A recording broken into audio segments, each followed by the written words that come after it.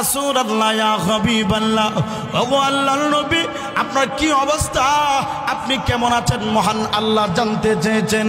এমনি আমার নবী ডাক দিয়ে বলেন, জিবরাইল আমি নবীর অবস্থা তেমন বেশি ভালো না, মাথার ভিতরে প্রচন্ড ব্যথা, বুকের ভিতরে প্রচন্ড ব্যথা, শরীরের ভিতরে প্রচন্ড জ্বর, শরীর বড় দুর্বল হয়ে গেছে, আমি সোজা হয়ে দাঁড়াতে পারি না। এই কথা শোনার পরেও জিবরাইল আলাইহিস সালাম ফিরত চলে গেলেন। আবার দ্বিতীয় দিন আল্লাহ রাব্বুল আমিন জিবরাইল আলাইহিস সালামকে আল্লাহর নবীর কাছে পাঠালেন। এবার নবীর কাছে এসে বলেন, ইয়া রাসূলুল্লাহ ইয়া হাবিবাল্লাহ, মহান আল্লাহ জানতে চেয়েছেন আপনার শরীরের অবস্থা কেমন।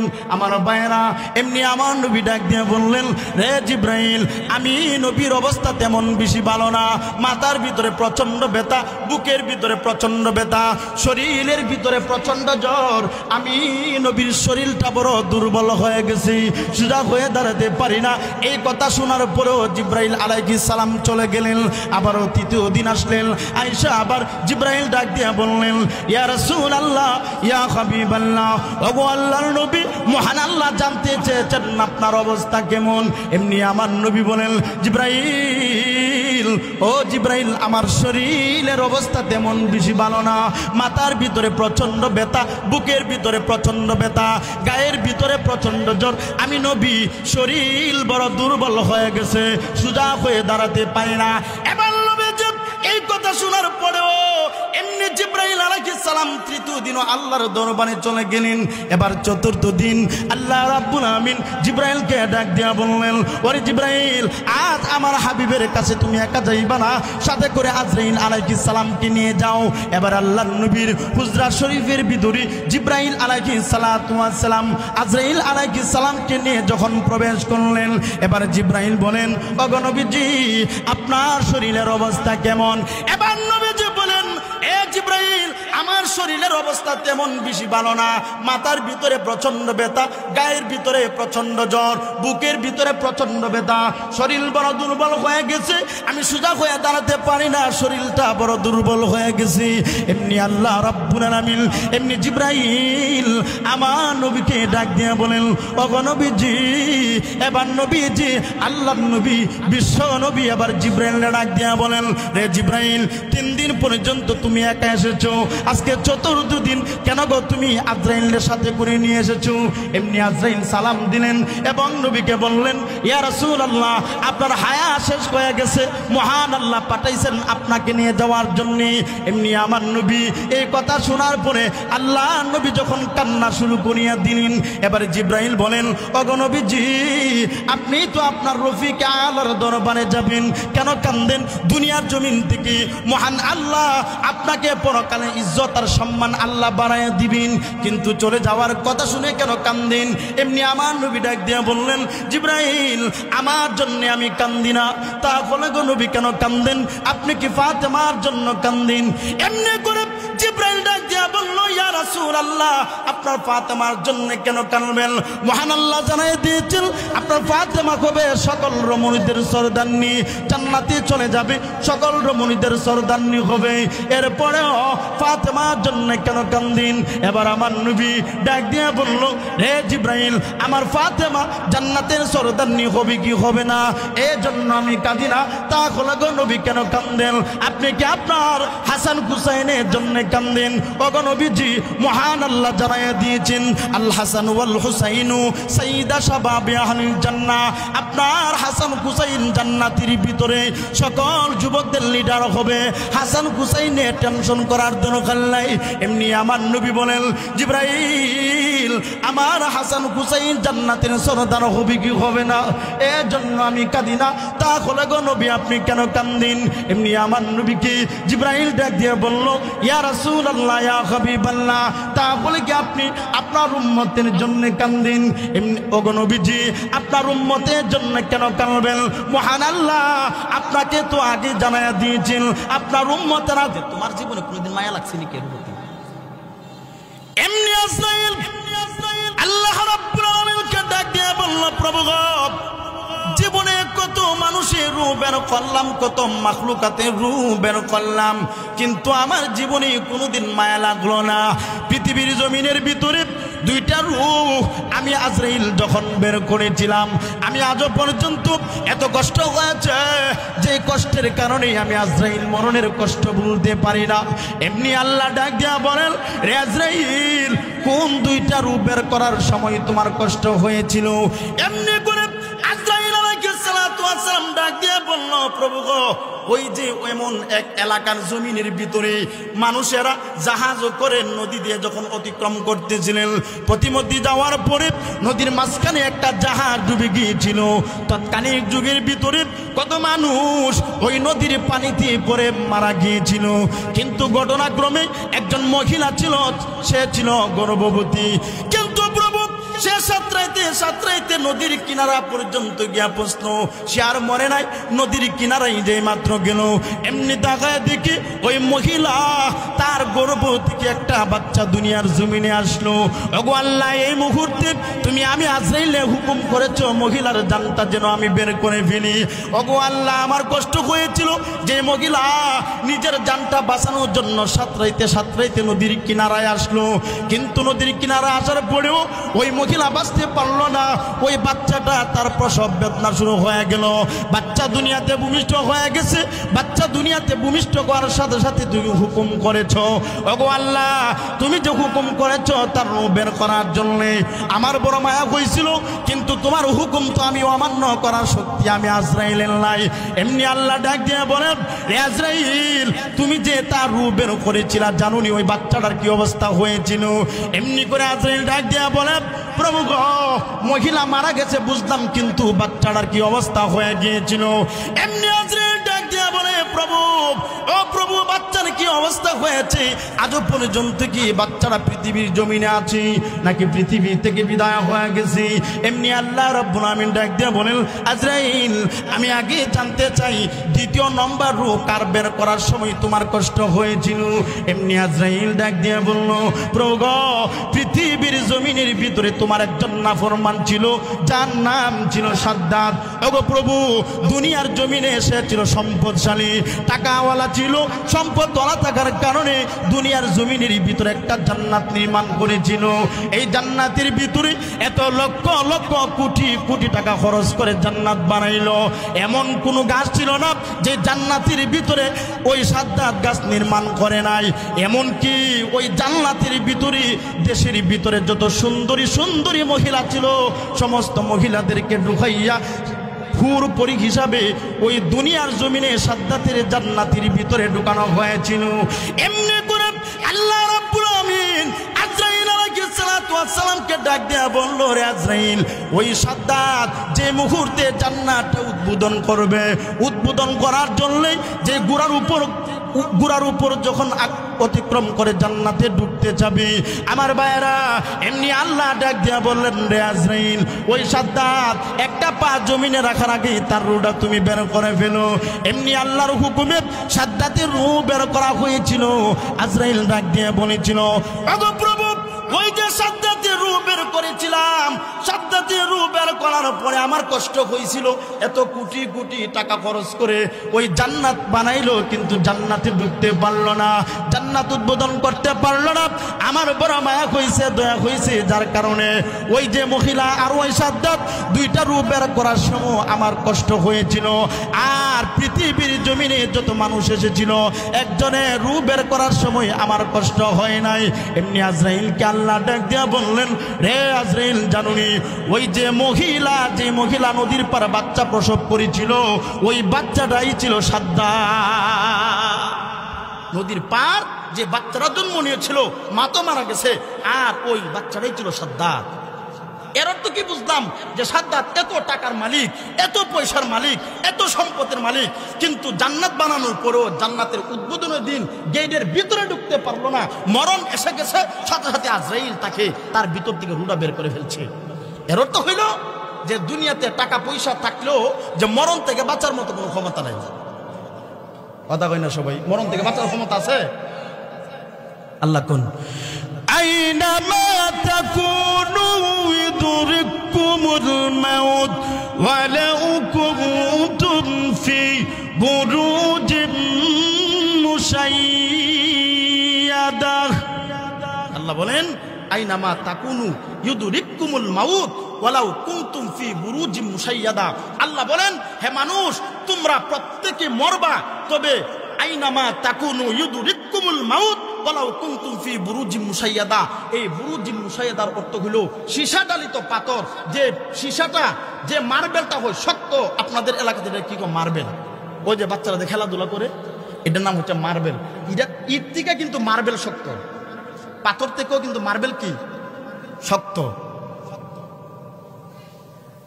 আজ আল্লাহ রাব্বুল আমিন বলেন যে এই জাতীয় শক্ত জাতীয় জিনিস দিয়া যদি একটা ঘর নির্মাণ করো, আর এই ঘর নির্মাণ করার পরে যদি সেখানে তুমি আত্মগোপন করো, এরপরও আজরাইলের হাত থেকে বাঁচার মতো কোনো ক্ষমতা আছে? আজরাইলের হাত থেকে বাঁচার মতো কোনো ক্ষমতা নাই। আল্লাহ বলেন, ইদা জাআ আজালুহুম ফালা ইস্তাখিরুনা সাআতাও ওয়ালা ইস্তাকদিমুন।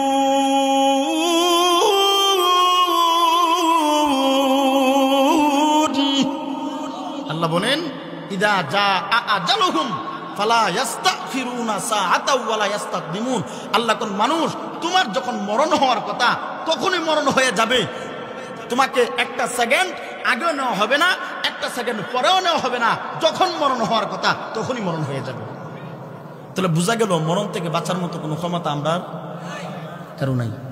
মরণ থেকে বাঁচার মতো কোনো ক্ষমতা আছে? আমাদের কারোই মরণ থেকে বাঁচার মতো কোনো ক্ষমতা নাই। আল্লাহ অন্য আয়াতে বলেন, কুল ইন্নাল মাউতাল্লাযী তাফিররুন মিনহু ফাইন্নাহু মুলাকীকুম সুম্মা তুরাদ্দুনা ইলা আলিমিল গায়ব। আল্লাহ বলেন, ওগো নবীজি, আপনার উম্মতদেরকে আপনি ঘোষণা করে দিন, হে মানুষ, তোমরা কোন মরণ থেকে পলায়ন করতে চাও, যে মরণ তোমাদের সঙ্গে মোলাকাত করবে? আল্লাহ বলেন, কুল ইন্নাল মাউতাল্লাযী তাফিররু মিনহু ফাইন্নাহু মুলাকীকুম। আল্লাহ বলেন, যে মরণের সাথে তোমরা সাক্ষাৎ করবা, ওই মরণ থেকে পলায়ন করতে চাও? আল্লাহ বলেন, না বান্দা, তোমরা ওই মরণ থেকে পলায়ন করতে পারবে না। মরণ থেকে পলায়ন করার সুযোগ, আরে মরণ থেকে যদি বাঁচার কোনো বিধান থাকতো, আমাদের নবীর চাইতে ইজ্জত আর কারো বেশি ছিল? আমাদের নবীর চাইতে সম্মান বেশি ছিল? তো আমাদের নবীর চাইতে সম্মান যদি বেশি না থাকে, আমাদের নবীকে এখনো আছেন না বিদায় হয়েছেন? তো সবচাইতে বেশি অগ্রাধিকার থাকলে আমাদের নবী থাকতো, কথা কয় না? তো আমাদের নবী যেহেতু না, এত সম্মানওয়ালা মানুষ আল্লাহ বানাইলেন নবীকে, আল্লাহর পরে যার মর্যাদা, ওই নবী দুনিয়াতে থাকতে পারে না। আমি আপনি মনে হত্যা করুন, দুনিয়াতে যেইভাবে চলাফেরা করতেছি, মনে করতেছি যে মরণ আর হায়াত দুইটা আমরা বান্ধা নিয়েছি। আল্লাহ বলেন, হে মানুষ, তোমরা জানো না? শুনে রাখো, তোমরা ইবাদত বন্দিগি করার জন্য আমি পাঠাইছি। ইবাদত করবা না, বন্দিগি করবা না, আমি আল্লাহর কাঠগড়ার সামনে দাঁড়ায়া তোমাকে জবাব দিতে হবে। আল্লাহ কাছে জবাব দেওয়া লাগবো নি? আওয়াজ দিয়ে এখন লাগবো কি লাগবো না? এখন আমি ইবাদত করলে মরবো, না করলেও মরবো। ইবাদত করে যদি মরি, আল্লাহ উসিলা করে জান্নাত দিবেন। ইবাদত না করে, নাফরমানি করে মরলে আল্লাহ বলেন তোমাদেরকে জাহান্নাম দিব। আল্লাহ বলেন, কাইফা তাকফুরুনা বিল্লাহ ওয়া কুনতুম আমওয়াতান ফাআহইয়াকুম সুম্মা ইউমীতুকুম সুম্মা ইউহয়িকুম সুম্মা ইলাইহি তুরজাউন। আল্লাহ বলেন, মানুষ, কাইফা তাকফুরুনা বিল্লাহ, কেমনে তোমরা আমি আল্লাহ নাফরমানি করো? তোমাদের কোনো অস্তিত্ব ছিল না, আমি আল্লাহ অস্তিত্বহীনতার ভিতরে আমি আল্লাহ একটা অস্তিত্ব দিয়েছি। আল্লাহ বলেন যে তোমরা ছিল মাইয়িত। মাইয়িতের বহু বচন হলো আমওয়াত। এর অর্থ হইল বহু বচন মানে দুইয়ের অধিক যা আছে সবকে বহু বচন বলা হয়। সুতরাং এর অর্থ হইল, আল্লাহ বলেন যে তোমরা প্রত্যেকেই মরণশীল, তোমরা প্রত্যেকে মরণশীল, তোমাদের অস্তিত্ব ছিল না, কিন্তু অস্তিত্ব ছিল না আমি আল্লাহ, ফাআহইয়াকুম, আমি আল্লাহ তোমাদেরকে জীবন দিলাম। আর এই জীবন পায়া মনে করতেছো যে দুনিয়া থেকে আর আসবা না। যেভাবে দুনিয়াতে চলাফেরা করি, মারামারি, খানাখানি, সুদ ঘুষ সহ, বেনামাজি সহ যেভাবে চলাফেরা করি, মনে হয় আজরাইল আমারে দেখতো না। আজরাইল দেখবো নিও? হ্যাঁ, আজরাইল দেখবো। ওই যে আল্লাহ বলেন, ফি বুরুজিম মুশাইয়াদা, সীসা ডালিত পাথরের ভিতরে আত্মগুনগুন করলেও আজরাইলের হাত থেকে বাঁচার ক্ষমতা নাই। দেখবেন মুরগে ডিম দেয় না, মুরগে ডিম পারে কিনা, এই ডিমের ভিতরে অনেক সময় বাচ্চা হয়েও কিন্তু মারা যায়। তে ডিমের ভিতরে বাতাস ঢোকার মতো ক্ষমতা আছে? হ্যাঁ, বাতাস ঢোকার মতো ক্ষমতা আছে, কিন্তু এটার ভিতরে প্রাণী মরে কি মরি না? তে আজরাইল ঢুকলো কই দেয়া? যেখানে বাতাস ঢোকারও ক্ষমতা নাই, তা আজরাইল ওইখান দিয়া ঢুকছে কেমনে? এর অর্থ হলো ফি বুরুজি মুসাইয়াদা, যেখানেই তাকি না কেন এই মরণ থেকে কিন্তু আমাদের প্রত্যেককেই এই বাঁচার মতো কোনো ক্ষমতা নাই। আমরা প্রত্যেকে কিন্তু মরতে হবে। আমাদের নবীর চাইতে অগ্রাধিকার তাকার মতো পৃথিবীর কেউ ছিল না, কিন্তু আমাদের নবী পৃথিবীর জমিনে তাকেন নাই, বরং আমাদের নবী যেই পথে আমরা যাব সেই পথে। কথা বলেন ঠিক না ঠিক?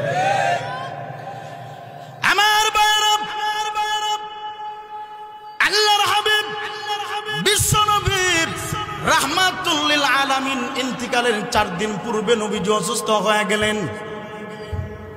নবীজি এমন ভাবে অসুস্থ হয়ে গেলেন, নবীজির মাথা ব্যথা, বুকে ব্যথা, গায়ের ভিতরে প্রচন্ড জ্বর, শরীর বড় দুর্বল হয়ে গেছে। নবীজি সোজা হয়ে দাঁড়াতে পারে না।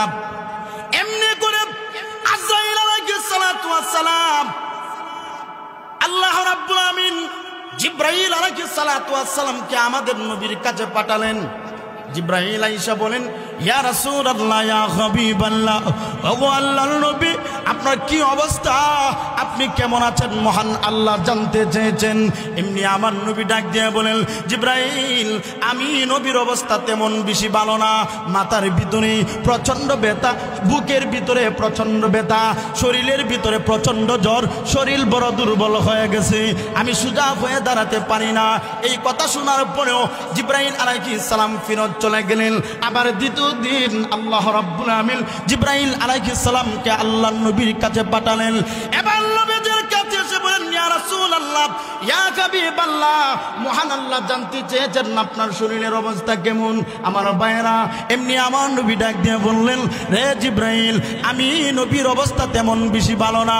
মাথার ভিতরে প্রচন্ড ব্যথা, বুকের ভিতরে প্রচন্ড ব্যথা, শরীরের ভিতরে প্রচন্ড জ্বর, আমি নবীর শরীরটা বড় দুর্বল হয়ে গেছে, সোজা হয়ে দাঁড়াতে পারি না। এই কথা শোনার পরেও জিব্রাইল আলাইহিস সালাম চলে গেলেন। আবারও তৃতীয় দিন আসলেন, আয়েশা আবার জিব্রাইল ডাক দিয়ে বললেন, ইয়া রাসূলুল্লাহ, ইয়া হাবিবাল্লাহ, ওগো আল্লাহর নবী, মহান আল্লাহ জানতে চেয়েছেন আপনার অবস্থা কেমন। এমনি আমার নবী বলেন, জিব্রাইল, ও জিব্রাইল, আমার শরীরের অবস্থা তেমন বেশি ভালো না। মাথার ভিতরে প্রচন্ড ব্যথা, বুকের ভিতরে প্রচন্ড ব্যথা, গায়ের ভিতরে প্রচন্ড জ্বর, আমি নবী শরীর বড় দুর্বল হয়ে গেছে, সোজা হয়ে দাঁড়াতে পারি না। এবার নবী এই কথা শোনার পরেও এমনি জিব্রাইল আলাইহিস সালাম তৃতীয় দিনও আল্লাহর দরবারে চলে গেলেন। এবার চতুর্থ দিন আল্লাহ রাব্বুল আমিন জিব্রাইলকে ডাক দিয়া বললেন, ওরে জিব্রাইল, আজ আমার হাবিবের কাছে তুমি একা যাইবা না, সাথে করে আজরাইল আলাইহিস সালামকে নিয়ে যাও। এবার আল্লাহর নবীর হুজরা শরীফের ভিতরে জিব্রাইল আলাইহিস সালাতু ওয়াস সালাম আজরাইল আলাইহিস সালামকে নিয়ে যখন প্রবেশ করলেন, এবার জিব্রাইল বলেন, ওগো নবীজি, আপনার শরীরের অবস্থা কেমন? এবার নবীজি বলেন, এ জিব্রাইল, আমার শরীরের অবস্থা তেমন বেশি ভালো না। মাথার ভিতরে প্রচন্ড ব্যথা, গায়ের ভিতরে প্রচন্ড জ্বর, বুকের ভিতরে প্রচন্ড ব্যথা, শরীর বড় দুর্বল হয়ে গেছে, আমি সোজা হয়ে দাঁড়াতে পারি না, শরীরটা বড় দুর্বল হয়ে গেছে। এমনি আল্লাহ রাব্বুল আলামিন এমনি জিব্রাইল আমার নবীকে ডাক দিয়ে বলেন, ওগো নবীজি, এবার নবীজি আল্লাহর নবী বিশ্ব নবী এবার জিব্রাইলকে ডাক দিয়ে বলেন, রে জিব্রাইল, 3 দিন পর্যন্ত তুমি একা এসেছো, আজকে চতুর্থ দিন কেন গো তুমি আজরাইলের সাথে করে নিয়ে এসেছো? এমনি আজরাইল সালাম দিলেন এবং নবীকে বললেন, ইয়া রাসূলুল্লাহ, আপনার হায়া শেষ হয়ে গেছে, মহান আল্লাহ পাঠাইছেন আপনাকে নিয়ে যাওয়ার জন্য। এমনি আমার নবী এই কথা শোনার পরে আল্লাহ নবী যখন কান্না শুরু করিয়া দিলেন, এবারে জিব্রাইল বলেন, ওগো নবীজি, আপনি তো আপনার রফিক আলার দরবারে যাবেন, কেন কান্দেন? দুনিয়ার জমিন থেকে মহান আল্লাহ আপনাকে পরকালে ইজ্জত আর সম্মান আল্লাহ বাড়ায় দিবেন, কিন্তু চলে যাওয়ার কথা শুনে কেন কান্দেন? এমনি আমার নবী ডাক দিয়ে বললেন, জিব্রাইল, আমার জন্য আমি কান্দি না। তাহলে গো নবী কেন কান্দেন? আপনি কি ফাতেমার জন্য কান্দেন? এমনি করে জিব্রাইল ডাক দিয়ে বলল, ইয়া রাসূল রাসূলুল্লাহ আপনার ফাতেমার জন্য কেন কাঁদবেন? মহান আল্লাহ জানাই দিয়েছেন আপনার ফাতেমা হবে সকল রমণীদের সরদারনি, জান্নাতে চলে যাবে, সকল রমণীদের সরদারনি হবে। এরপরেও ফাতেমার জন্য কেন কান্দিন? এবার আমার নবী ডাক দিয়ে বলল, হে জিব্রাইল, আমার ফাতেমা জান্নাতের সরদারনি হবে কি হবে না, এই জন্য আমি কাঁদি না। তাহলে গো নবী কেন কান্দেন? আপনি কি আপনার হাসান হুসাইনের জন্য কান্দেন? ওগো নবীজি, মহান আল্লাহ জানাইয়া দিয়েছেন আল হাসান ওয়াল হুসাইনু সাইয়্যিদা শাবাবি আহলিল জান্নাহ। আপনার হাসান হুসাইন জান্নাতের ভিতরে সকল যুবকদের লিডার হবে। হাসান হুসাইনের টেনশন করার দরকার নাই। এমনি আমার নবী বলেন, জিব্রাইল, আমার হাসান হুসাইন জান্নাতের সরদার হবে কি হবে না, এই জন্য আমি কাঁদি না। তাহলে গো নবী আপনি কেন কান্দিন? এমনি আমার নবীকে জিব্রাইল ডাক দিয়ে বলল, ইয়া রাসূলুল্লাহ, ইয়া হাবিবাল্লাহ, তাহলে কি আপনি আপনার উম্মতের জন্য কান্দিন? এমনি ওগো নবীজি, আপনার উম্মতের জন্য কেন কাঁদবেন? মহান আল্লাহ আপনাকে তো আগে জানায়া দিয়েছেন আপনার উম্মতেরা হবে সকল জান্নাতি, সমস্ত নবীদের উম্মত চাইতে আপনি নবীর উম্মতেরা জান্নাতের ভিতরে আগে ঢুকবে। তাহলে গো নবী, উম্মতদের কিনে এত টেনশন কেন? এমনি আমার নবী বলেন, জিব্রাইল, কোন নবীর উম্মত জান্নাতের ভিতরে আগে যাবে, কোন নবীর উম্মত জান্নাতে পড়ে যাবে, এই জন্য আমি কান্দি না। তাহলে গো নবী কেন কান্দেন? বলে, আমি কান্দি আমার গুনাহগার উম্মতের জন্য। এমনি আমার নবী ডাক দিয়া বলেন, জিব্রাইল, মহান আল্লাহ আমাকে জানিয়ে দিয়েছিলেন আমি নবী যেখানে আছি আমার আল্লাহ আমার উম্মতদেরকে আযাব আর গজব দিয়ে শেষ করবে না। ওরে জিব্রাইল, আমি নবী যদি দুনিয়ার জমিন থেকে বিদায় হয়ে যায়, ওরে জিব্রাইল, আমার উম্মতের অবস্থা কি হবে? আমার উম্মতের জিম্মাদার কে হবে? আমি নবীর উম্মতের অবস্থা কি হবে? এই জন্য আমি কান্দি। আমার আল্লাহ ডাক দিয়ে বলেন, জিব্রাইল, আমার হাবিব রে বলে দাও চোখের পানি মুছে ফেলতো। আমি আল্লাহ আমার হাবিবের চোখের পানি আমি আল্লাহ বরদাস্ত করতে পারি না। আমার হাবিবকে বলে দাও আমার হাবিব যেন কান্না বন্ধ করিয়া দে। আজকে থেকে আমি আল্লাহ রাব্বুল আমিন আপনি নবীর উম্মতদের জিম্মাদার হয়ে গেলাম। নবীজি মরণের সময়ও উম্মতের জন্য পেরেশান।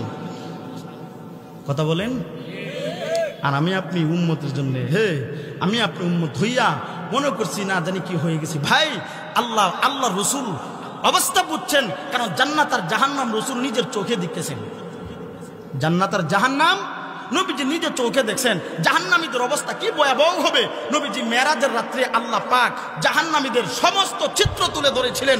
এই দিন দেখছেন যে উম্মতের কি অবস্থা হবে। এই জন্য নবীজি চিন্তা করলেন, আমি যদি বিদায় হয়ে গেলে আমার উম্মতের কি অবস্থা হবে। আল্লাহ বলেন, নবী আপনি চোখের পানি মুছে ফেলেন, আজকে থেকে আমি আল্লাহ আপনার উম্মতের জিম্মাদার হয়ে গেছি। আমার আল্লাহ যদি আমাদের উপর দয়া না করতেন, অন্যান্য নবীদের বেলা উম্মতরা নাফরমানি করলে সাথে সাথে আল্লাহ আযাব দিছে। কি করছেন? সাথে সাথে আযাব দিছেন। আল্লাহ আমাদের নবী দোয়ার বরকতে আল্লাহ আযাব দেন না, না হয় অন্য নবীদের বেলাও আমাদেরকে সাথে সাথে আযাব দিতেন। কিন্তু আল্লাহর নবী আমাদের জন্য কতটা দোয়া করে গেছেন, কতটা কান্নাকারি করছেন। এই কথা বলার পরে আল্লাহ যখন বললেন, নবী চোখের পানি মুছে ফেলেন, আমি আল্লাহ আপনার উম্মতের জিম্মাদার হয়ে গেলাম। এবার নবী বলেন, রে আজরাইল, এবার তুমি আমার রূহ বের করতে পারো। আজরাইল আলাইহিস সালাতু ওয়াস সালাম যে মুহূর্তের ভিতরে আজরাইল আলাইহিস সালাম এবার নবীজির সিনা মুবারকের ভিতরে হাত রাখলেন, নবীজির ভিতর থেকে রূহটা বের করবেন। এমনি আমার নবী রাহমাতুল লিল আলামিন ডাক দিয়া বললেন, রে আজরাইল, মরণের বুঝি এত কষ্ট হয়? আজরাইল রে, মরণের বুঝি এত কষ্ট হয়? আমার ভাইরা, আল্লাহ নবী রাহমাতুল লিল আলামিনের সামনে একটা পাত্রের ভিতরে রাখা ছিল পানি। এবার নবীজি পানির ভিতরে পানি দিয়ে নবীজির টুট ভিজায়, নবীজির মুখ ভিজায় আর আল্লাহর কাছে দোয়া করে। আমার ভাইরা, আল্লাহ রাব্বুল আমিন আজরাইল, আমার নবী আজরাইলকে একদিন জিজ্ঞাসা করেছিলেন, রে আজরাইল, মানুষের কেমন কষ্ট হবে? এমনি করে আল্লাহ রাব্বুল আমিন ডাক দিয়া বললেন, রে আজরাইল, আমার হাবিবরে জানায়া দাও মরণের কি পরিমাণ কষ্ট হয়। এমনি আজরাইল ডাক দিয়া বলেন, ওগো নবীজি, আল্লাহর একজন পয়গম্বর ছিলেন হযরত ইদ্রিস আলাইহিস সালাম। ওগো নবী, আল্লাহর পয়গম্বর পয়গম্বর ইদ্রিস আলাইহিস সালাতু ওয়াস সালাম মরণের আগেই তিনি মরণের কষ্ট অনুধাবন করতে চেয়েছিলেন, কিন্তু আমি আল্লাহর হুকুমে সামান্য সময়ের জন্য আল্লাহর পয়গম্বর ইদ্রিস আলাইহিস সালাতু ওয়াস সালামের ভিতর থেকে রুহটা বের করেছিলাম। আমি আজরাইল ইদ্রিস আলাইহিস সালামকে বলেছিলাম, ওগো আল্লাহর নবী, ওগো আল্লাহর পয়গম্বর, আপনার মরণের অবস্থা কষ্ট কেমন হয়েছে?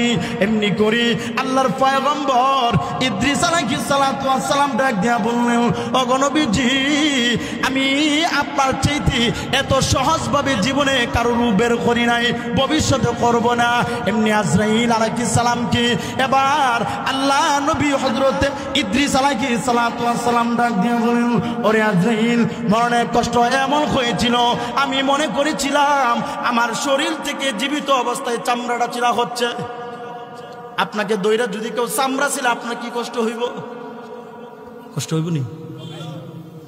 আল্লাহর নবী বলেন, মরণের বুঝে এমন কষ্ট হয়, মরণের বুঝে এত কষ্ট। আমার নবীর বেলা যদি আল্লাহ আজরাইল আলাইহিস সালাম সহজভাবে আমার নবীর রূহ যদি বের করে থাকেন, যে কষ্ট হয়, আর আমার আপনার কষ্ট কি এর চেয়ে বাড়বে না কমবে? বাড়বে না কমবে? বাড়বে, এত পরিমাণে বাড়বে। বৎকারে রূহ যখন আজরাইল আলাইহিস সালাতু ওয়াস সালাম বের করবেন, এই বৎকারে রূহ আজরাইল আলাইহিস সালাম বের করার সময় এমন চিৎকার শুরু করবেন, এমন ভাবে চিৎকার শুরু করবেন, হাত পা গুলা আজরাইল এমন ভাবে তসতস করে ভেঙ্গে চুরমার করে দিবেন, এমন এক অবস্থা হবে ওই দিন চিৎকার করলেও মরণের কষ্ট থেকে বাঁচার মতো কোনো ক্ষমতা আমরা কারো নাই। তবে একটাই ক্ষমতা আছে, যদি আমরা নেককার বান্দা করতে পারি, যদি আমি আপনি নেককার হইতে পারি, তাহলে মরণের কষ্ট থেকে আমি আপনি বাঁচার সম্ভাবনা আছে। আর না হয় মরণের কষ্ট থেকে বাঁচার মতো কোনো। আম্মা জান আয়েশা বলেন, ইয়া রাসূলুল্লাহ, ইয়া হাবিবাল্লাহ, মরণের কষ্ট কি সকলকে গ্রহণ করতে হবে? আমার নবী এবার ডাক দিয়ে বললেন, রে আয়েশা, ও আয়েশা, শুনে রাখো, মরণের কষ্ট কিন্তু প্রত্যেককে গ্রহণ করতে হবে। আমি নবীরও মরণের কষ্ট হবে, এমনকি মুমিনেরও কষ্ট হবে। এমনি আম্মা জান আয়েশা বলেন, ওগো নবীজি, মুমিনদের যদি মরণের কষ্ট হয়, কাফেরেরও কষ্ট হবে, তাহলে মুমিন আর কাফেরের ভিতরে পার্থক্য রইল কই? কাফেরেরও কষ্ট হইব, মুমিনেরও কষ্ট হইব, তাহলে পার্থক্য আছে? পার্থক্য নাই, বাহ্যিক দৃষ্টিতে পার্থক্য নাই। আল্লাহ বলেন, এই আল্লাহর রাসূল বলেন, আয়েশা শুনে রাখো, আমার নেককার উম্মত যারা হবে তাদের রূহ এমন ভাবে বের করবেন। আজরাইল আলাইহিস সালাম বলেছিলেন, ওগো নবীজি, একটা দুধের শিশু বাচ্চা তার মায়ের কোলে দুধ খেতে খেতে ঘুমিয়ে পড়লে যেমন সে টের পায় না, একজন মুমিন ব্যক্তির রূহ এমন ভাবে বের করব, সে কখনো মরণের কষ্ট ধাবন করতে পারবে না। আল্লাহ বলেন, সালামু কওলাম মির রাব্বির রহিম।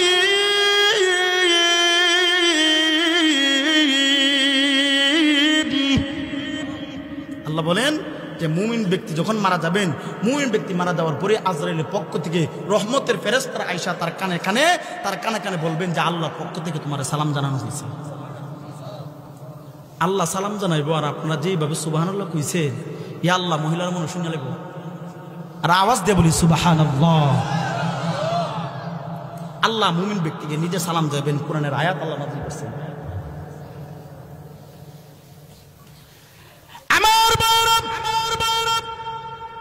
পৃথিবীর জমিনের ভিতরে নেককার বান্দা বান্দি যারা পৃথিবীর জমিন থেকে বিদায় হয়ে যাবেন, পৃথিবীর সময়, পৃথিবী থেকে বিদায় হওয়ার সময় আল্লাহ রাব্বুল আমিন রহমতের ফেরেশতা কম পক্ষে 500 ফেরেশতা আল্লাহ অবতীর্ণ করবেন।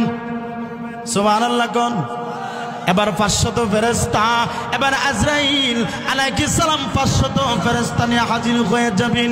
এবার কিতাবের ভিতরে লেখেন, সমস্ত ফেরেশতারা তারা জান্নাতের স্বাগতম জানাইতে শুরু করবেন। এমন আল্লাহর হাবিব একদিন আবু বকর সিদ্দিককে ডাক দিয়ে বলল, রে আবু বকর, তোমার রূহ যখন আজরাইল আলাইহিস সালাম বের করবেন, তখন ফেরেশতারা আয়েশা তোমাকে বলতে শুরু করবে, ইয়া আইয়াতুকান নাফসুল মুতমাইন্না ইরজিই ইলা ইলা রাব্বিকি রাদিয়াতাম মারদিয়া ফাদখুলি ফি ইবাদি ওয়াদখুলি জান্নাতি। রে আবু বকর, তখন ফেরেশতারা বলবে, হে আবু বকরের প্রশান্ত মন, ইয়া আইয়াতুকান নাফসুল মুতমাইন্না, হে আবু বকরের প্রশান্ত মন, ইরজিই, বের হয়ে আসো। তখন প্রশান্ত মন বলবেন, কোথায় বের হয়ে যাব? ফেরেশতারা বলবেন, ইলা রাব্বিকি রাদিয়াতাম মারদিয়া, ইলা রাব্বিকি, তুমি তোমার প্রভুর দিকে বের হয়ে আসো। কোন অবস্থায়? রাদিয়াতাম মারদিয়া, তুমি সন্তুষ্ট হয়ে গেছো মহান রবের প্রতি, আল্লাহ তোমার প্রতি সন্তুষ্ট হয়ে গেছেন। আর কোথায় বের হয়ে যাব? এমনি ফেরেশতারা বলবেন, ফাদখুলি ফি ইবাদি ওয়াদখুলি জান্নাতি, ফাদখুলি ফি ইবাদি ওয়াদখুলি জান্নাতি, আল্লাহর প্রিয় বান্দাদের অন্তর্ভুক্ত হও আর আল্লাহ তুমি জান্নাতের ভিতরে ঢুকে যাও। এই অবস্থা দেখা তার জানটা ভিতর থেকে চটপট করতে শুরু করবে। আজরাইল জানটা বের করে না কেন? আজরাইল বের করে না কেন জান? এইভাবে চটপট করতে শুরু করবে। আল্লাহ রসুল এক হাদিসের ভিতরে বলেন, জান্নাতে হুরুপুরীরা হাতের ভিতরে শরবতের গ্লাস, এই রসগোল্লা, মিষ্টির প্লেট, জান্নাতের ভিতর থেকে জান্নাতের চিত্র, হুরুপুরীরা দৌড়াদৌড়ি করতে শুরু করবে, লাফালাফি করতে শুরু করবে, আর বলতে শুরু করবে তাড়াতাড়ি আসার জন্য। যখন আজরাইল তার রুটা বের করবেন, বের করার পরে তারা স্বাগতম জানাইতে শুরু করবেন আর বলবেন, এতদিন আপনার জন্য অপেক্ষা ছিলাম, আসেন আমাদের কাছে আপনি আসেন আর গ্রহণ করেন। এই অবস্থা যখন দেখতে শুরু করবে, আল্লাহ রসুল বলেন, সে মুচকে হাসি দেওয়ার সাথে সাথে আল্লাহ তার রু বের করে ফেলবেন। আর মরণের কষ্ট, আর যদি বৎকার হয়, যে বৎকার যদি হয়, তাহলে মরণের কষ্ট হইবে কি হইবে না? কষ্ট কি সহজ হইব না কঠিন হইব? আরো জোরে কোন, সহজ না কঠিন? আল্লাহ বলেন, ওয়ালাউ তারা ইযিয যালিমুনা ফি গামারাতিল মাউত ওয়াল মালাইকাতু বাসিতু আইদিহিম أخرجوا أنفسكم اليوم تجزون عذاب الهون। আল্লাহ বলেন, ওগো নবী, আপনি যদি দেখতেন, ওয়ালাউ তারা ইযিয যালিমুনা ফি গামারাতিল মাউত, যে জালেমরা যখন মৃত্যু অবস্থায় থাকে, ওয়াল মালাইকাতু, ফেরেশতারা বাসিতু আইদিহিম, ফেরেশতারা হাত এভাবে বাড়ি করে বলে, আখরিজু আনফুসাকুম, বের করো তোমাদের রূহ, আল ইয়াউমা তুজজাউনা আযাবাল হুন, আজকে তোমাদের এই লাঞ্ছনাজনক শাস্তি প্রদান করা হবে। জাহান্নামের চিত্র, আর ফেরেশতারা যদি বলে জাহান্নামে তোমাদেরকে জ্বালানো হবে, তে মরণের অবস্থাটা কেমন হইব বলেন? আমার বাবা আল্লাহর হাবিব রাহমাতুল লিল আলামিন ডাক দিয়া বললেন, ও পৃথিবীর মানুষেরা, শুনে রাখো, তোমাদের যখন মরণ হয়ে যাবে, বৎকারের মরণের অবস্থা এত কঠিন হবে। আমার ভাইয়েরা, আমার নবী রাহমাতুল লিল আলামিন ডাক দিয়া বললেন, এমন অবস্থা হবে, মরণ হওয়ার পরে চিৎকার করতে শুরু করবে, চিৎকার করবে।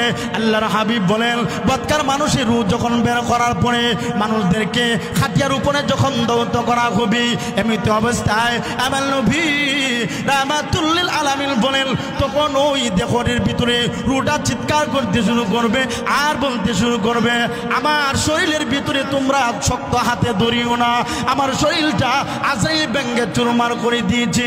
আমার ভাইয়েরা, শুধু তাই না, দৌত করার পরে যখন কবরের জমিনে নেওয়া হবে, কবরের দিকে নেওয়া হবে, চিৎকার শুরু করবে।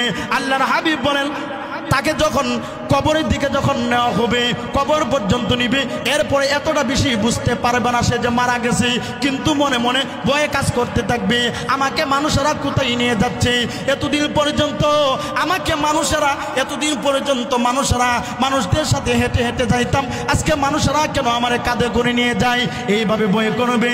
আমার হাবিব রাহমাতুল লিল আলামিন ডাক দিয়া বললেন, এবার তখন যখন তাকে দাফন করানো হবে, দাফন করার পরে আজরাইল এই আল্লাহ রাব্বুল আমিন যখন ফেরেশতাদেরকে পাঠাবেন আর বলতে শুরু করবেন তোমার রবকে, মার রব্বুকা, তোমার রবকে, আর বলতে শুরু করবে হা গালাদ্রি, আমি জানি না, আমি কিছু জানি না। যখন বলা হবে, যখন বলা বলে ওয়ামান নাবিয়ুকা, তোমার নবী কি, আমার ভাইরা তখন বলতে শুরু করবে হা গালাদ্রি, আমার জানি না, আমি কিছু জানি না। এইভাবে চিৎকার করবি। আমার আল্লাহ ডাক দিয়া বললেন ফেরেশতারা রে, আমার ওই নাফরমানকে জাহান্নাম থেকে সরাসরি একটা কবর পর্যন্ত রাস্তা করে দাও। কবরে ঘুমায় ঘুমায় তখন জাহান্নামের আগুন বরদাস্ত করতে হবে। সহ্য করার মতো কথা বলেন, সহ্য করার মতো?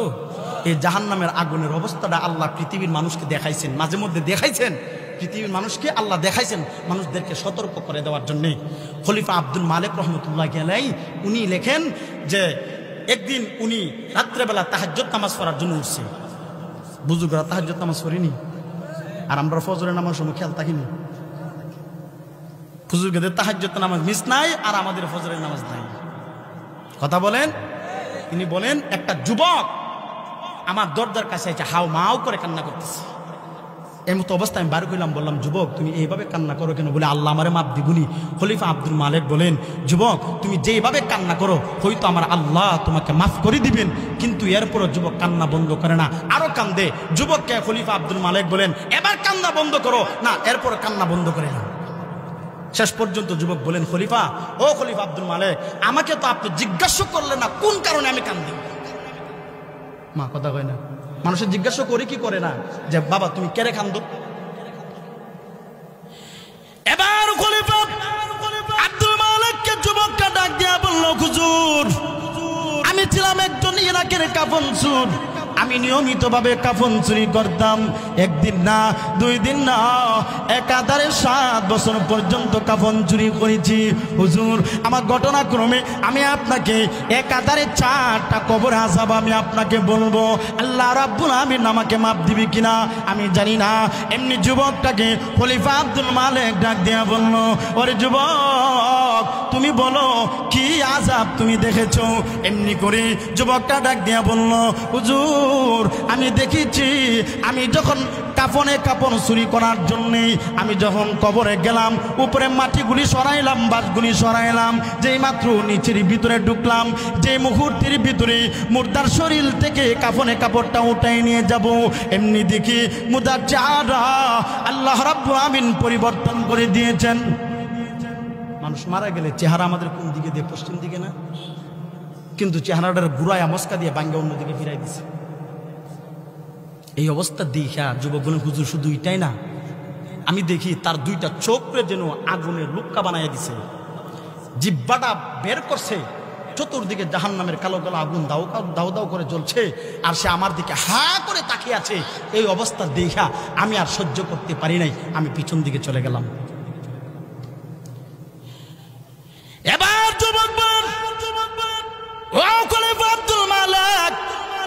আমি শুধু তাই না, পিছন দিকে যে মুহূর্তে দৌড় দিলাম, এমনি শুনি কে জানি গাইবে আওয়াজ দিয়া বসলো, ওরে যুবক তুমি কেন রে ওই কবরবাসীকে জিজ্ঞাসা করলে না তার কবরের ভিতরে কেন রে জাহান্নামের আগুন তারে জ্বালানো হচ্ছে, চেহারা কেন অন্যদিকে ফেরানো হয়েছে, চোখ কেন আগুনের লুক্কার মতো বানায় দেওয়া হয়েছে, হা করে কেন তাকায় আছে, তুমি কেন তারে জিজ্ঞাসা করলে না?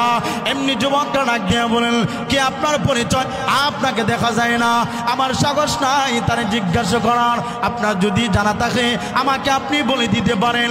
এমনি করে গাইবি ভাবে জানায় দেয়, ওরে যুবক তুমি যখন তোমার এলাকাতে যাইবা তখন লোক সমাজে বলে দিও, তুমি যখন এলাকাতে যাইবা, লোক সমাজের কাছে যাইবা, হাটে যাইবা, বাজারে যাইবা, এলাকাতে যাইবা, বাড়িতে যাইবা, তখন মানুষে জানায় দিও যারা অক্ত মতো নামাজ আদায় করে না, নামাজের বেলা অলসতা করে, অবহেলা করে, মহান আল্লাহ তার কবরে এই পরিমাণ আযাব দেয়। নামাজের ব্যাপারে অলসতা করলে আল্লাহ যদি এই পরিমাণে আযাব দেয়, তো সাইরা দিলে কি পরিমাণ আযাব হবে? কোন নামাজ যদি অলস বলতে আল্লাহ কি বুঝাইছেন? আল্লাহ কোন ফাওয়াইলুল লিল মুসাল্লিন আল্লাযীনা হুম আন সালাতিহিম সাহুন।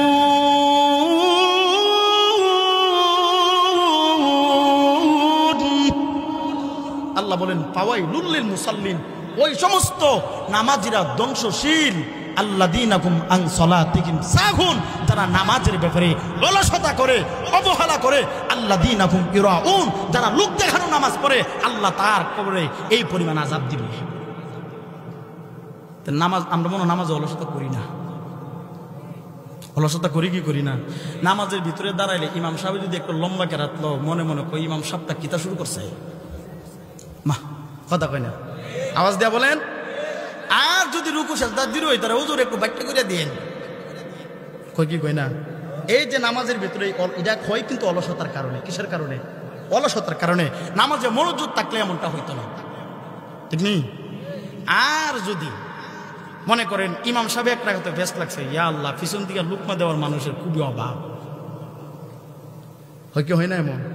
আর যেরকম এটা হচ্ছে আমাদের অলসতার কারণে। আল্লাহ রাসূল বলেন, আন তা'বুদাল্লাহা কাআন্নাকা তারা ফা ইল্লাম তাকুন তারাহু ফা ইন্নাহু ইয়ারাক। আল্লাহ রাসূল বলেন, তুমি নামাজের ভিতরে এমন ভাবে দাঁড়াইবা, নামাজের ভিতরে দাঁড়াইলে যেমন তুমি বুঝো যে আল্লাহকে আমি দেখতেছি।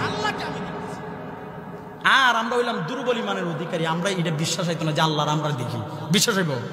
হ্যাঁ, বিশ্বাস হইতো না। এই জন্য আল্লাহ রাসূল এটাও শিখে গেছেন, তোমার দিলের ভিতরে যদি এটাও দুর্বলতা লাগে, তাহলে মনে মনে ভাববো যে আল্লাহ আমাকে দেখতেছে। এটা তো বিশ্বাস হয়, আল্লাহ আমরা দেখিনি। হ্যাঁ, হাদিসে কুদসিদের মধ্যে আসছে, এইদিকে আমি যাব না, এদিকে আমি যাব না, হাদিসে কুদসিদের মধ্যে আসছে যে আল্লাহ নামাজের সাথে বান্দার সাথে সরাসরি কথা বলেন, কোনো পর্দা থাকে না। সুবহানাল্লাহ বলেন না?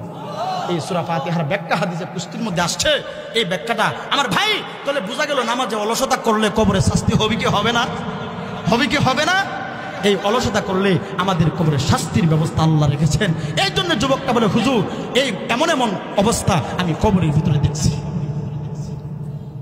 এবার যুবক বলেন, ও খলিফা আব্দুল মালিক, আমি কইলাম পেশাদার একজন কাফন চোর, আমি যদি একদিন কাফন চুরি না করি গো, আমার ঘরের ভিতরে কোনো খাবার থাকে না, টাকা থাকে না, পয়সা থাকে না, পরিবারের জন্য আমার পেশা হইল কাফন চুরি করা। এইভাবে কাফন চুরি করা হইল আমার অভ্যাস, আমি অন্য কোনো কাজ কাম করি না। নাই অনেক মানুষ ওই যুগে ছিল কাফন চোর, আর আমরা যুগে হয়েছে বদনা চোর। মা কথা কয় না? ওই ঘরের ভিতরে ডেক চুর, ঘরের ভিতরে কাফন চুর, এমন হয় কি হয় না? কেডা করে জানেন? চেডা অভাবে স্বভাব নষ্ট, চেডার অভাবে স্বভাব নষ্ট, এটা এমন করে। ওই সারা রাত্রের ভিতরে তাস লড্ডু খেলা লই আসে রে বাজ্জি, হয় কি হয় না? ক্রিকেট খেলার ভিতরে বাজ্জি। ইডি কি করে যখন দেখে যে টাকা পয়সা বাপ হয়েও দেয় না, বাপ হয়ে বকে, মাও বকে, এখন কি করবো? ইডি রাস্তার মধ্যে যাদা পাই ডুবি নেই। মা কথা কয় না? এমন আছে না নাই? এবার আমি ছিলাম একজন ইরাকের কাফন চোর, কিন্তু এটা হলো আমার তবিয়ত, আমার অভ্যাস ছিল গো। আমি ছিলাম একজন পেশাদার কাফন চোর। আমি যখন প্রথম নম্বর খবরে ব্যর্থ হয়ে গেলাম, ব্যর্থ হইয়া দ্বিতীয় নম্বর খবরের ভিতরে ঢুকলাম। দ্বিতীয় নম্বর খবরে ঢুকার পরে এই মুহূর্তে মুর্দার শরীর থেকে যখন কাফনে কাপড়টা উঠাই নিয়ে যাব, এমনি তাকায় দেখি মুর্দার চেহারা, মানুষের কোনো চেহারা দেখা যায় না। মুর্দার চেহারা শুকরের মতো বানায় দেওয়া হয়েছে, চেহারা বড় বেশি করা হয়েছে, চতুর্দিকে জাহান্নামের কালো কালো আগুন দাও দাও করে জ্বলছে। এই অবস্থা দেখি আমি আর নিজেকে সামাল দিতে পারলাম না। আমি পিছন দিকে যেই মাত্র দৌড় দিলাম, এমনি শুনি কে জানি গাইবি ভাবে আওয়াজ দিয়ে বসলো, ওরে যুবক, তুই কেন তারে জিজ্ঞাসা করলে না তার কবরের ভিতরে এই পরিমাণ কেন আযাব আর গজব দেওয়া হয়েছে? চেহারা কেন পরিবর্তন করে দেওয়া হয়েছে? চেহারা কেন শহরের মতো বানায় দেওয়া হয়েছে? শরীরের ভিতরে জাহান্নামের কালো কালো আগুন কেন দাও দাও করে জ্বলছে? এমনি যুবকটা ডাক দিয়া বলল, হুজুর। আমি তখন ডাক দিয়া বললাম, কি আপনার পরিচয়? আপনাকে তো দেখা যায় না, আমার সাহস নাই তারে জিজ্ঞাসা করার। আপনি যদি জানা থাকে আমাকে আপনি ঘোষণা করে দিতে পারেন, আমাকে বলে দিতে পারেন।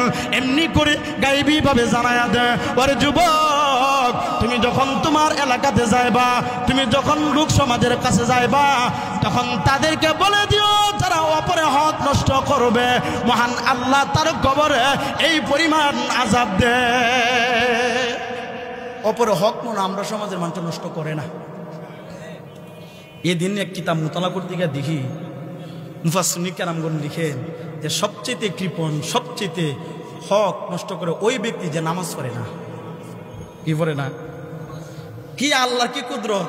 আমি গেছি এই গত কয়েকদিন আগে নবীনগরে এই মাহফিলে গেছি, সেখানে গিয়ে দেখি জুমার শুক্রবারের দিন আসিন ইমাম সাহেব একই বয়ান করছে।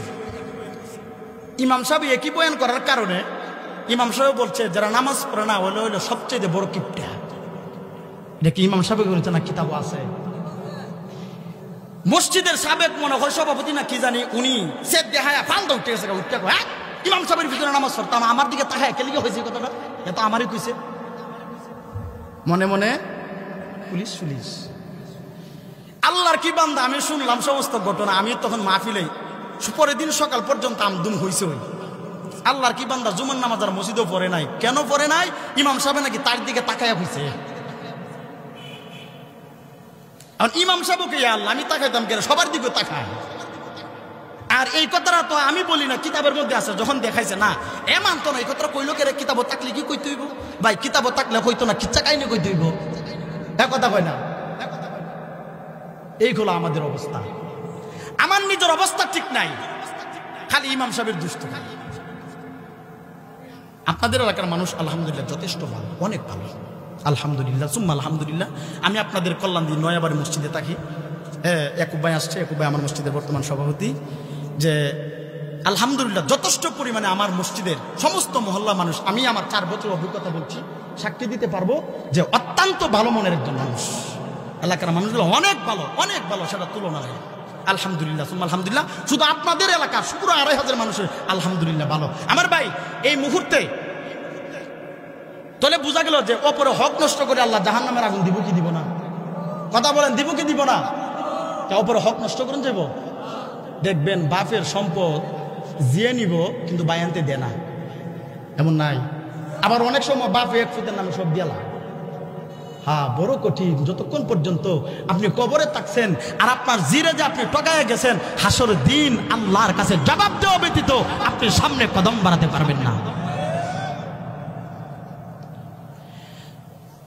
এবার যুবক খলিফা আব্দুল মালিককে ডাক দিয়ে বলল, হুজুর আমি তো একটু পেশাদার কাপন চোর, কিন্তু এরপর আমি চুরি বন্ধ করি নাই।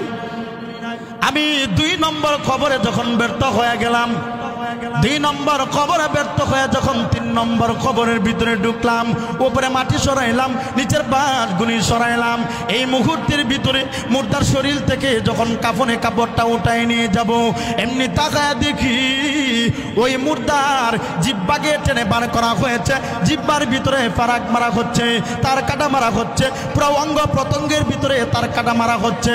ফেরেশতারা তাকে যখন আঘাত করতে শুরু করেছে, এই অবস্থায় দেখি আমি আর নিজেকে সামাল দিতে পারলাম না।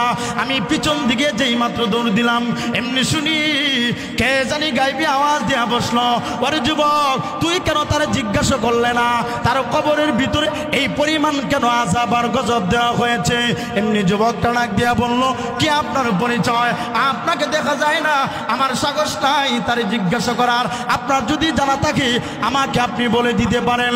এমনি গাইবি ভাবে জানায় দেয়, ওরে যুবক তুমি যখন এলাকাতে যাইবা, লোক সমাজের কাছে যাইবা, তখন লোক সমাজরে বলে দিও তারা মিথ্যা কথা বলবে, মিথ্যার আশ্রয় নিবে, মিথ্যা কসম করবে, মহান আল্লাহ তার কবরে এই পরিমাণ আযাব দেয়। তাহলে মিথ্যা কথা মনে আমরা সমাজের লোকেরা কনা মিথ্যা কথা। হ্যাঁ রে, মিথ্যা কথার অবস্থা খুবই খারাপ। খালি মিথ্যা মিথ্যা মিথ্যা। যে মিথ্যা কথা বলতে পারে তার কথার মধ্যে কিন্তু মিষ্টিও আছে। মৃত্যুক লোকের মুখের মধ্যে রস আছে, আর রাগী মানুষের দিল বালা, মন বালা, সব বালা। আর মৃত্যুক মানুষের কি মুখের মধ্যে রস, মিথ্যা কথা বলে। আমরা কি করি জানেন? আমার কাছে যদি কোনো পাওনা লোক থাকে তাহলে আমরা কি করি, আমাদের অভ্যাস কইল যে কেউ যদি পাওনাদার ব্যক্তি ফোন দেয়, ফোন দিলে ছেলেরা বইলে দে তুই ফোন দিয়ে বাবা ঢাকা গেছে। হ্যাঁ, কই কি কয় না। আপনি যদি ঢাকা একটা সমাবেশে যান, সমাবেশে গেলে বেশি জরুরি, বাড়ি থেকে বের করতে আপনার দেরি হয়েছে, 2500 থেকে ফোন দিয়ে আমি গাবুছিয়া, এই হয় কি হয় না? মিথ্যা কথা বললে, মিথ্যা কসম খাইলে আল্লাহর আযাবে গ্রেফতার হতে হবে কি হবে না? তাহলে মিথ্যা কথা বলা যাবে? মিথ্যা কথা বলা যাবে। আমার বাবা এমনি যুবক ডাক দিয়া বলে, হুজুর আমি এরপরও চুরি বন্ধ করি নাই, এরপর আমি চুরি বন্ধ করি নাই। হুজুর আমি ছিলাম একজন পেশাদার কাপনচোর। ওগো খলিফা আব্দুল মালিক, আমি যখন 3 নম্বর কবরে ব্যর্থ হয়ে গেলাম, 3 নম্বর কবরে ব্যর্থ হয়ে আমি যখন 4 নম্বর কবরের ভিতরে ঢুকলাম, 4 নম্বর কবরে ঢুকার পরে এই মুহূর্তের ভিতরে যখন মুর্দার শরীর থেকে কাপনে কাপড়টা উঠাই নিয়ে যাব, এমনি তাকায় দেখি জাহান্নামের একটা ফিলারের ভিতরে তার হাত পা গুলি বেঁধে জাহান্নামের লাঠি দ্বারা তার শরীরে আঘাত করা হচ্ছে। আর সে জোরে জোরে চিৎকার করতে শুরু করছে, আর হাউ মাউ করে কান্না করতে শুরু করছে। জাহান্নামের কালো কালো আগুন দাউ দাউ করে জ্বলছে। এই অবস্থায় দেখে আমি নিজেকে আর সামাল দিতে পারলাম না। আমি পিছন দিকে যেই মাত্র দৌড় দিলাম, এমনি শুনি কে জানি গায়েবী ভাবে আওয়াজ দিয়ে বসলো, ওরে যুবক তুই কেন তারে জিজ্ঞাসা করলে না তার কবরে এই পরিমাণ কেন আযাব আর গজব দেওয়া হয়েছে? এমনি যুবক ডাক দিয়া বললাম, কি আপনার পরিচয়? আপনাকে তো দেখা যায় না, আমার সাহস নাই তারে জিজ্ঞাসা করার।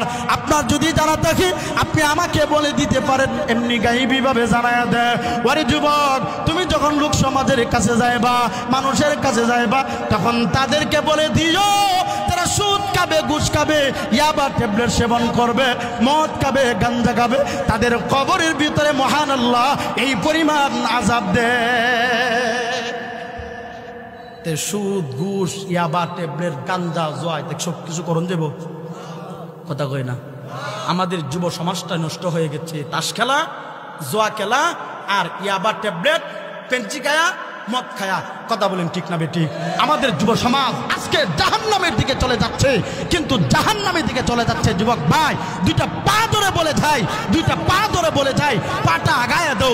জীবনে কোনোদিন মদ খাবি না, ঘুষ খাবি না, জীবনে কোনোদিন ইয়াবা খাবে না, পেঞ্চি খাবে না। 2টা ভাই এই পেঞ্চি খাইতে খাইতে খাইতে খাইতে এমন অবস্থা হয়েছে, বিয়ার পরে বোর ফাও দরজার আর কোনো কাজ না। পেঞ্চি খাইতে খাইতে খাইতে খাইতে কথা কয় না, এই আওয়াজ দেয়া কোন ঠিক না বে ঠিক? সাবা ভাঙতে ভাঙতে এমন ভাবে হয়েছে, এই যুবক তোর শরীর থাকতো হৃষ্ট পুষ্ট, শরীর থাকতো তার তো যা, তোর শরীর করেই যা। কেন? এই মাল মাল কি ভাই, এই মাল খায়া জীবনটা শেষ করে দিচ্ছে আজকে যুব সমাজ। আমাদের সমাজে এমন অবস্থা হয়েছে, এমন অবস্থা হয়েছে, আমাদের সমাজে বিয়া হইলে গায়ের হলুদের দিন আড্ডা দিয়া গড়ের মধ্যে বইসা এই সিংহাটা নেই। কথা কয় না? এই গায়ে হলুদের নামে, গায়ে হলুদের নামে নির্লজ্জ বেহায়াপন আমরা কইরা আজকে সমাজটাকে আমরা নষ্ট করতেছি। আরে যে বিয়ার ভিতরে বরকত নাই, স্বামী স্ত্রী মহব্বত থাকবো কেমনে? যে বিয়ার ভিতরে বরকত নাই, রহমত নাই, এই গান বাজনা হইলে, গায়ে হলুদের নামে অশৃঙ্খলা হইলে এই বিয়াতে রহমত আছে? এই কথা বলেন, রহমত আছে? রহমত নাই। আর আমরা এইটাই দিয়ে শুরু করি, বিয়ার আগে গান বাজনা দিয়া শুরু করি। তেফুলা বড় হইলে কথা এই না শুনে কি করবো? বাচ্চা হইলো, গান বাজনা শুনতে শুনতে হইলো, এই বাচ্চা নেকটার হইব, হুজুর দোয়া করেন আমার ছেলেটা কথা শুনে। ভাই কথা শুনবো কেমনে? আপনি তো আল্লাহর কথা শুনেন না। আপনি যদি আল্লাহর কথা শুনতেন, আপনার সন্তান আপনার কথা শুনবে না কেন? ভাই আমাদের সমাজ পরিবর্তন করতে হবে, আমাদের সমাজকে এই নির্লজ্জে বেহায়াপনা থেকে আমাদের সকলকে আল্লাহ হেফাজত করুন। সকলে আমিন কি দেন?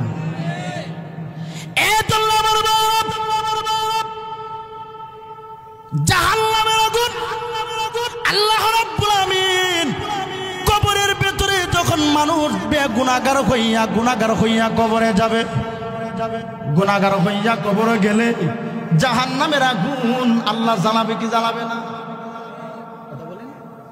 ওই যে কবরে আযাব কাটা কইলাম 4টা। 1 নম্বর বেনামাজির কবরে হইবে কি হইবে না? অলসতা করলে হইবে কি হইবে না? 2 নম্বর এই মিথ্যা কথা হইলে হইবে কি হইবে না? অপর হক নষ্ট করলে হইবে কি হইবে না? ইয়াবা ট্যাবলেট ফেঞ্চি সুদ ঘুষ খাইলে কবরে আযাব হইবে কি হইবে না? দেখি আমার কথা না, কিতাব আছে। এগুলা থেকে বাঁচতে হবে কি হবে না? এগুলা থেকে বাচ্চা যদি না যাই, এই কবরে আযাবের ভিতরে আমাদেরকে আল্লাহ গ্রেফতার করবেন। ইন্না বাতশা রাব্বিকা লাশাদীদ। আল্লাহর আযাব ভাই সহজ না, বড় কঠিন। আল্লাহর আযাব বড় কঠিন। এই আযাব সহ্য করা যাবে? সহ্য করা যাবে আযাব? আমার বাবা, কিয়ামতের কঠিন ময়দানে মানুষগুলা যখন দুনিয়ার জমিন থেকে গুনাহ নিয়ে যখন কবরে যাবে, নাফরমানি করে যখন কবরে যাবে রে, কবরের ভিতরে আল্লাহ রাব্বুল আলামিন জাহান্নামের জাহান্নামের আগুন দিয়া কবরের ভিতরে পুরোপণ করে দিবে। সাপ বিচ্ছু তারে এমনভাবে কামড়াবে, এমনভাবে তারা কামড়াবে, একটা সাপ এমনভাবে দংশন করতে শুরু করবে। আমার ভাইয়েরা, হাদিস শরীফের ভিতরে লিখেন, ওই গুনাহগার ব্যক্তির কবরের ভিতরে সাপ যখন তার দংশন করতে শুরু করবে, আমার ভাইয়েরা, একটা সাপ যখন যেই মুহূর্তে দংশন করবে, আল্লাহর হাবিব বলেন 70 হাত মাটির নিচে চলে যাবে তার লাশ। গুনাহ নিয়ে কবরে যাওয়া যাবো? গুনাহ নিয়ে কবরে যাওয়া যাবো? আমার ভাইয়েরা, আমার নবী রাহমাতুল লিল আলামিন ডাক দিয়া বলেন, হে পৃথিবীর মানুষেরা, গুনাহ নিয়ে তোমরা কবরে যাও না।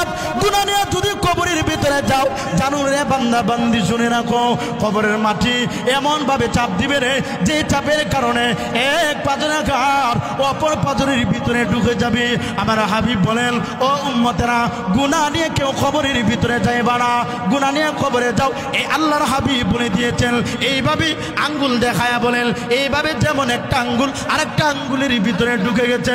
ও গুনাহগার উম্মতেরা, তোমরা যদি কবরের ভিতরে যাও, তাহলে তোমাদের কবর মাটি এমন ভাবে চাপ দিবে, এক পাজরে হাড় অপর পাজরে ঢুকে যাবে। তাহলে গুনাহ নিয়ে কবরে যাওয়া যাবো? তো সব কথার মূল কথা হইল, আমরা প্রত্যেকে মরণশীল। মরণ হইলে গুনাহ নিয়ে কবরে গেলে কবরে আযাব আল্লাহ তাআলা আমাদেরকে দিবেন। এই জন্য আল্লাহ বলেন, হে মানুষ, 2টা কাজের বিনিময়ে আমি আল্লাহ তোমাদেরকে জান্নাত দিব। আল্লাহ বলেন, ইন্নাল্লাযিনা আমানু ওয়া আমিলুস সালিহাত, আল্লাহ বলেন, ঈমান আনো, লাহুম জান্নাতুন নাঈম, ঈমান গ্রহণ করো, আমলে সালিহা করো, আল্লাহ তোমাদেরকে আরামদায়ক জান্নাতের ব্যবস্থা করে দিবেন। আমরা সবাই জান্নাতে যেতে চাই তো?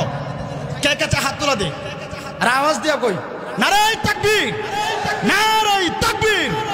আল্লাহ তাআলা আমাদের সকলকে কবুল করুক, আমল করার তৌফিক দান করুন, সকলে বলে আমিন। মনে কোনো কষ্ট থাকলে আল্লাহর কাছে মাফ করে দিন। আসসালামু আলাইকুম।